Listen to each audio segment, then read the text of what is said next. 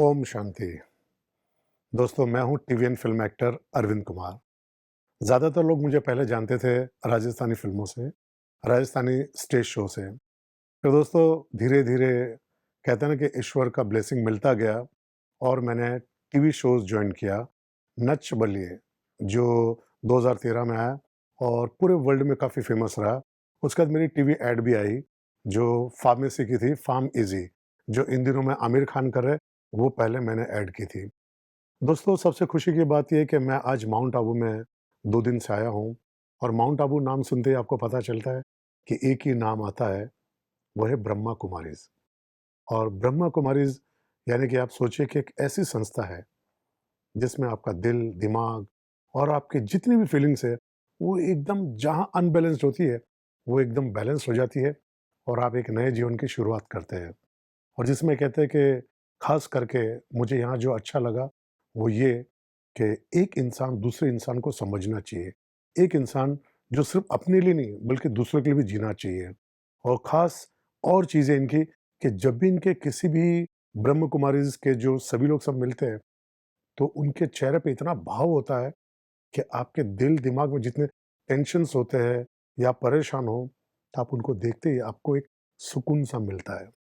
अब मेरी बात रही एक स्ट्रगल से लेके ज़्यादा नहीं, पर जितना भी सफल हो पाया, राजस्थान से निकल के एक बॉम्बे इंडस्ट्री में, वो भी फ़िल्म लाइफ, जहाँ आपका कोई बैकग्राउंड नहीं है, जहाँ आपको कोई जानते नहीं है, ना मेरे परिवार में से कोई इस फ़िल्म में था, ना कोई मेरे परिवार से कोई ऐसे लोग थे जो यहाँ तक अप्रोच कर पाए कि इस अरविंद को आप काम दीजिए।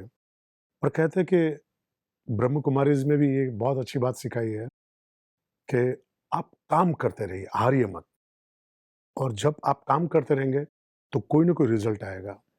ये बात यहाँ सीखने को मिली और मैंने जब स्ट्रगल शुरू किया, तो बहुत ही तकलीफ़ के साथ फिर धीरे-धीरे राजस्थान के मशहूर अभिनेत्री नीलू, जो राजस्थान की समझ लीजिए कि लेडी अमिताभ बच्चन, यहाँ की श्रीदेवी, यहाँ की माधुरी दीक्षित, यहाँ की हेमा मालिनी, जो भी कहा जाए, वो नीलू थी, जिनको लोग भोमली के नाम से जानते थे। उनसे मेरी शादी हुई। शादी होते ही फिर मेरी ज़िम्मेदारी ये थी कि मैं ऐसा पति ना बनूँ कि जिसके अंदर मुझे उनके करियर को डाउन होना पड़े। तो मैंने उनके साथ रह के हमने स्टेज शोज़ बहुत किए, बहुत ज़्यादा। फिर उसके बाद धीरे-धीरे हमने फ़िल्में बनाई। नीलू जी का सबसे बड़ा पूरा वर्ल्ड का एक शो आया, दिया, बाती और हम।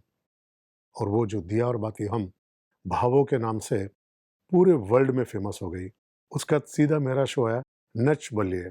नच बलिए लोगों ने देखा, उसका दूसरा शो आया था श्रीमान श्रीमती फराह खान का, वो भी देखा लोगों ने। तो ऐसे करते-करते मेरी जर्नी शुरू हुई। मेरी फ़िल्म राजू राठौड़, ओ जी रे दीवाना, प्रीत ना जाने रीत, हिवड़े सो दूर मत जा, राजू बन गया एमएलए, पक्की हीरोगिरी, इस तरह आती रही।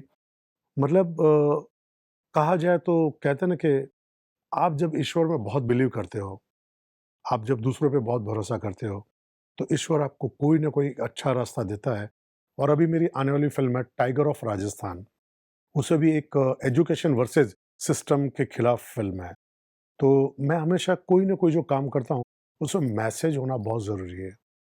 तो दोस्तों, मैं आप सभी लोगों से कहूँगा कि आप जो भी करना चाहें जीवन में, जहाँ पे भी पहुँचना चाहें, उसमें आप पहुँचिए ज़रूर, पर आप दूसरों को भी कहीं न कहीं अपने साथ खड़ा रखें।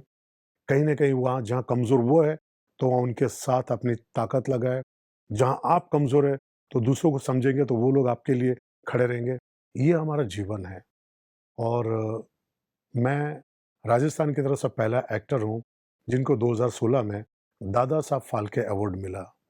और ये अवार्ड मेरे लिए ज़िम्मेदारी और बढ़ गई कि मैं और अपने लोगों तक अपने काम और अपने जितने विचार हैं, वो रख सकूँ। और ख़ास बात यही कहूँगा कि जीवन एक बार मिलता है और उसे बार-बार जीना हो, तो आप अपनी नियत अच्छे काम करते रहिए। ओम शांति।